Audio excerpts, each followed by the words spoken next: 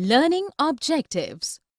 After studying this module, students will be able to understand the concept of depreciation, know about different terms related to depreciation, understand reasons behind charging depreciation, understand the need of depreciation, learn the methods of calculating depreciation, understand the factors that affect the amount of depreciation, do comparison between straight line and written-off methods, learn different ways to record depreciation, understand the concept of disposal of assets, understand the meaning of provisions and reserves, learn about types of reserves, understand the concept of secret reserve.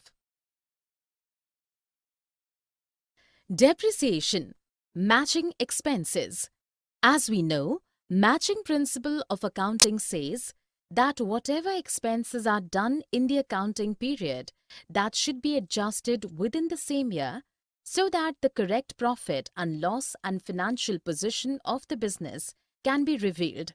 Depreciation, in case some expenses are done whose benefits the company is receiving over the years, then the amount of those expenses should also be spread over the years rather than charging the expense in that accounting period only when those expenses were done.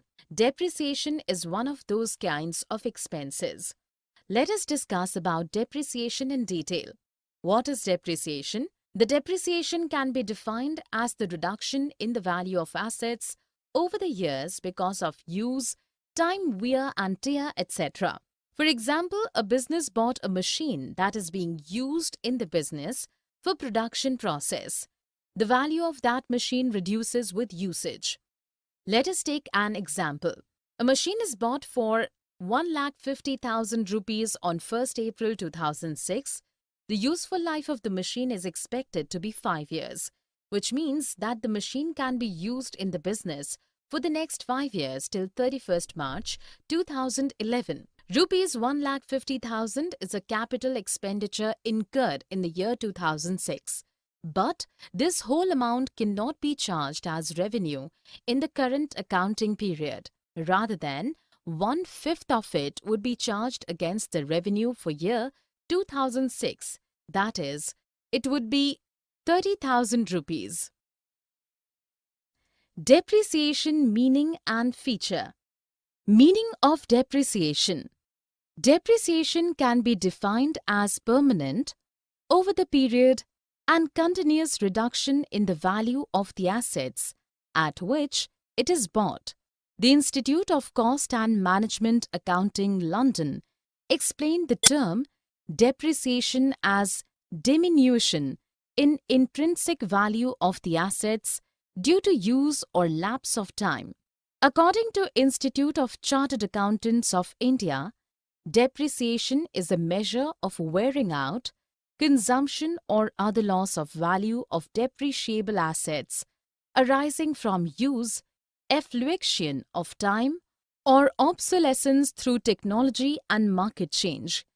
Important things that we should take care while calculating a depreciable amount of assets. The depreciable assets should be used more than one accounting period, should have a useful life to a certain limit, should be used by the business, not for sale purpose. The expected life of an asset. Examples of depreciable assets are machines, buildings, plant and machinery, furniture, truck for transportation, etc. Features of depreciation. It is a reduction in the book value of fixed assets.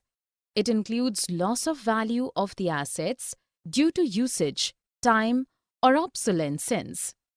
It is an ongoing process.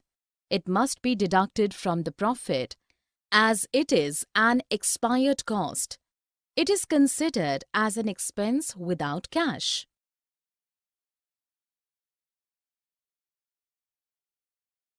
Important terms used in depreciation. There are also some other terms used in connection with depreciation. Depletion. Depletion means a reduction in the availability of the natural resources like petrol, timber, etc. The difference between depletion and depreciation is that depletion is the reduction of natural resources, whereas depreciation is the reduction in the value of the assets due to usage. Amortization. Amortization means allocating the cost of an intangible asset over a period of time. It is a routine decrease in the value of an intangible asset. Assets like patents, copyright, trademarks, franchises, etc.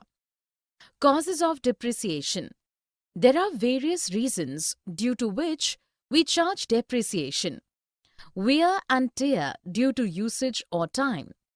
Wear and tear means when fixed assets of the business are used in the business to earn revenue, and with the use the value of the assets reduced and the assets cannot be used further for operation. Another situation is when the assets with the time start deteriorating because of rains, weather, etc. Expiration of legal rights. Many assets lose their value because of the expiry of their rights of use, like patents, copyright, etc. Obsolescence. Sometimes the asset becomes out of date because of the availability of better quality of the assets in the market. Reasons could be a change in technology, change in demand, improved methods of production, etc. Other factors. At times, assets become less useful due to natural calamities like fire, earthquake, flood, etc. Need for depreciation. There are various reasons due to which we need to calculate depreciation. Matching of cost and revenue. The fixed assets are used to generate revenue. Every asset loses value due to wear and tear. So depreciation is the cost like any other expenses in the business and must be charged to calculate the true net profit. Consideration of tax. Depreciation reduces the amount of taxes a company or business pays via tax deductions. True and fair financial position. Depreciation helps to reveal the true and fair financial position of the business. Because if the depreciation is not deducted, then the value of the asset will increase. Compliance with the law. The business or companies are abiding by the laws to deduct depreciation from the fixed assets. Factors affecting the amount of depreciation. Cost of assets. Cost of the asset means the actual cost of the asset. All the expenses that are incurred to bring that asset to the business must be included in the cost like freight expenses, transportation expenses, registration, installation, cost, repair cost in the case of second-hand machines, etc. Estimated net residual value. Residual or scrap value is the expected value that a business may get when the asset is sold or exchanged at the end of its estimated useful life. This amount is calculated after deducting the expenses done for disposing of the asset. Depreciable cost. Depreciable cost of assets is its cost after subtracting residual value. It is charged as depreciation expenses over the estimated useful life of an asset. The useful life of an asset, it is the estimated life of an asset in which the asset is used in production. The estimation of useful life of a machine depends upon various factors like usage level, maintenance, technological changes, market changes, etc. Methods of calculating depreciation. There are two methods of calculating depreciation. Let us discuss them here. We should know few things before choosing the method for calculation of depreciation. Type of asset, nature of the use of assets, in which circumstances the asset would be used. Straight line method. Straight line, as the name implies, assumes that the asset is being used equally in its complete useful life. As per this method, an equal amount of being charged as depreciation in every accounting year till the asset is being used in the business. This method is also known as fixed percentage on original cost method, as the same percentage of depreciable cost is being written off year to year as depreciation. Formula to calculate depreciation under this method is Formula to calculate rate of depreciation is. Let us take an example. Suppose the original cost of the assets is 2 lakh and estimated life is 10 years. The residual value is estimated to 30,000. The depreciation would be calculated as rate of depreciation would be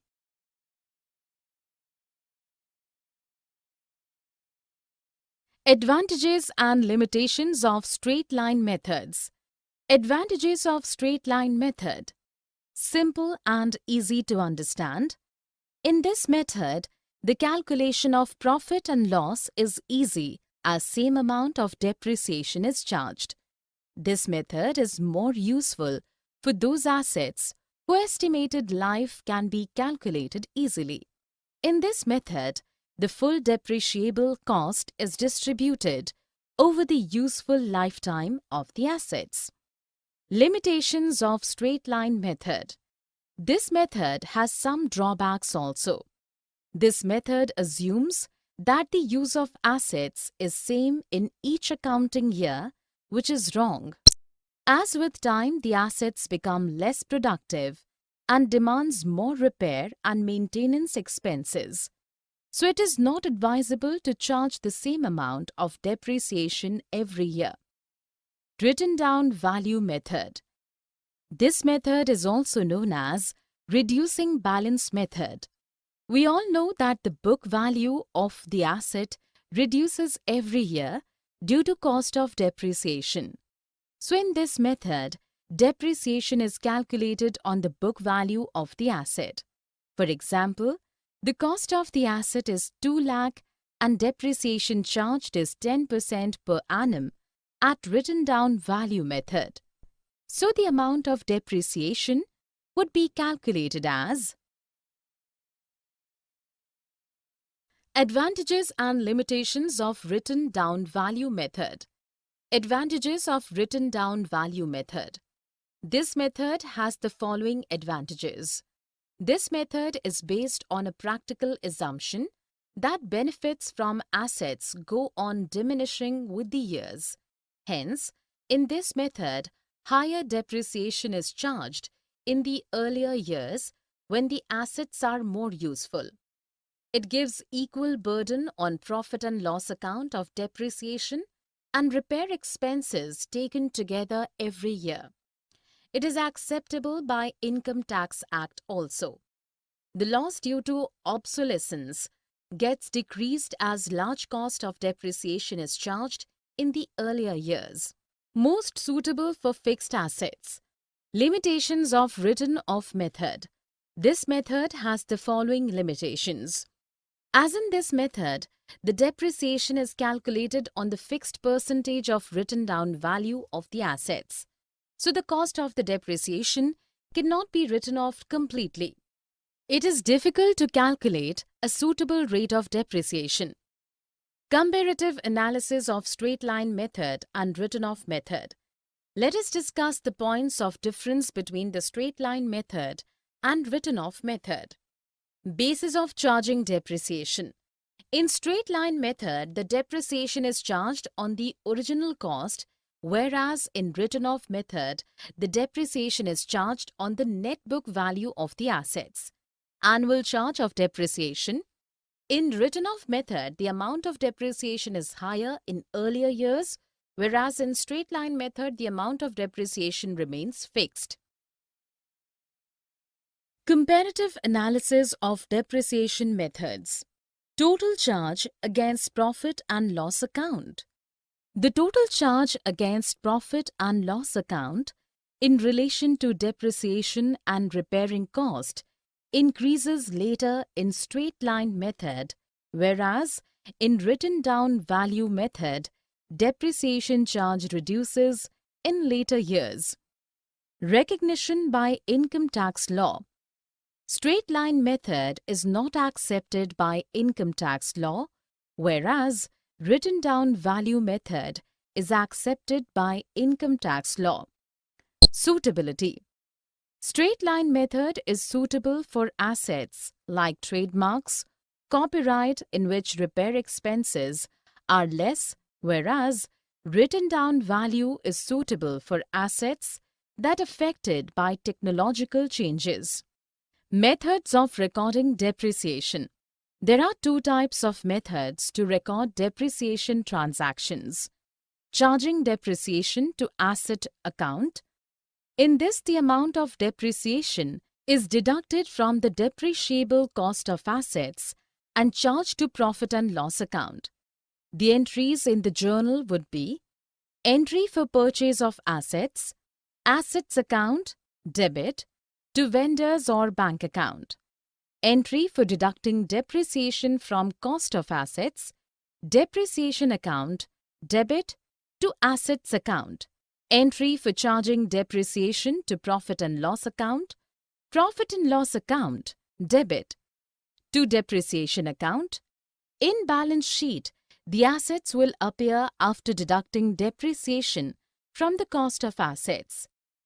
Creating provision for depreciation account.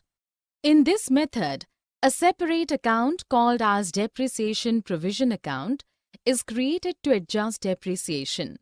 The entries that would happen in journal account would be for recording purchase of assets only in the year when assets is purchased, assets account debit to bank or vendor account. For crediting depreciation amount to provision for depreciation account, depreciation account debit to provision for depreciation account. For charging depreciation to profit and loss account, profit and loss account debit to depreciation account. In the balance sheet, the fixed assets will appear at its original cost and provision for depreciation would be shown under liability side by deducted from the cost of assets. Disposal of assets. The disposal of assets means selling of assets. The disposal generally happens during the end of the useful life of an asset. At the time it happens during the useful life of an asset. If the asset is sold at the end of the useful life of an asset, in this case, the amount we get from the sale of the asset as scrap should be credited to assets account and the balance is transferred to profit and loss account. The journal entry for the same would be for sale of assets as scrap, bank account debit to asset account, entry for the balance of transfer to profit and loss account. If there is profit, asset account debit to profit and loss account, debit to asset account. If there is loss, profit and loss account debit to asset account. In case of provision for depreciation account has been created, then we will make the following entries before doing the following entries. Provision of depreciation account, debit to asset account. For example, PK Limited bought a vehicle for 3 lakh rupees. After 4 years, its salvage value is estimated of 30,000. Find the amount of depreciation to be charged each year on straight line method and show how vehicle amount will appear for 4 years, assuming it's sold for 40,000 at the end when A. Depreciation is charged to assets account, B. Provision of depreciation account is maintained. Use of assets disposal account. Assets disposal account. The purpose of the asset disposal account is given a clear and complete detail of all transactions involved in the sale of an asset under one head. This method is generally used when a part of the asset is sold by the business and provision for depreciation account exists. Under this method, a new account asset disposal account is prepared. The journal entries that would be done for assets disposal account are asset disposal account, debit to asset account, provision for depreciation account, debit to assets disposal account, bank account, debit to assets disposal account. The asset disposal account may show debit and credit balance. The debit balance indicates a loss due to disposal, whereas credit balance indicates a profit due to disposal. The entries would be done as follows. In case of loss, profit and loss account debit to asset disposal account. In case of profit, assets disposal account debit to profit and loss account. Effect of any addition or extension to existing assets. Any asset we use in business may require extension or additions to make it useful for the operations of the business. Such amount incurred on the assets is written off as depreciation over the life of an asset. AS6 mentions that any asset or extension should be depreciated over the useful life of the assets. The depreciation should be provided at the rate applied to the existing asset, where addition or extension of the assets is treated as a separate entity and can be used even if after the disposing of the assets.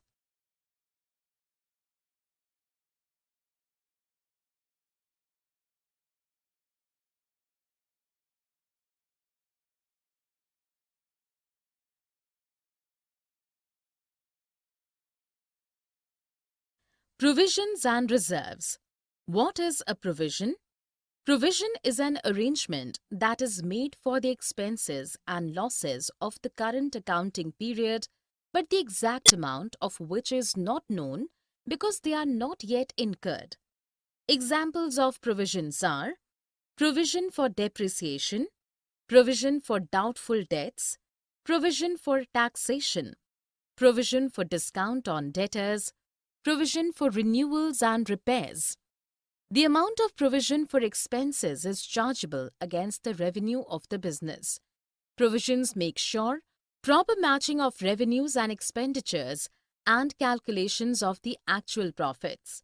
In the balance sheet, the amount of provisions must be shown as a deduction from the current assets on the asset side, on the liabilities side of the balance sheet with liabilities. Accounting treatment for provisions. The accounting treatment for all types of provisions is the same. Let us take an example of provision for doubtful debt. There are three types of debtors. Good debtors, the debtors from whom the amount will certainly come. Bad debtors, the debtors from where the amount of recovery is impossible.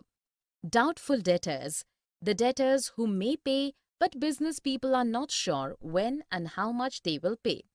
The journal entry relating to the same would be done as profit and loss account, debit, to provision for doubtful debts. Reserves. What is a reserve? When a part of the profit is kept aside and retained for the future needs of the business, like growth and to meet future contingencies, reserves are the appropriation of the profit to strengthen the financial position of the business. When we retain reserves from profit to meet future needs, then the amount that is available for distribution of profits to owners is reduced. Examples of reserves are general reserve, compensation of workman funds, capital reserve, reserve for the redemption of debentures. Difference between reserves and provisions. Basic nature. A provision is charged against profits, whereas reserves are not. Purpose. Reserve strengthens the financial position of the business, whereas provisions meet the expenses of known liability. Presentation in the balance sheet. Provision is shown under the deductions from the asset side or liabilities side along with current liabilities, whereas reserves are on the liabilities side after capital. Effects on taxable profits.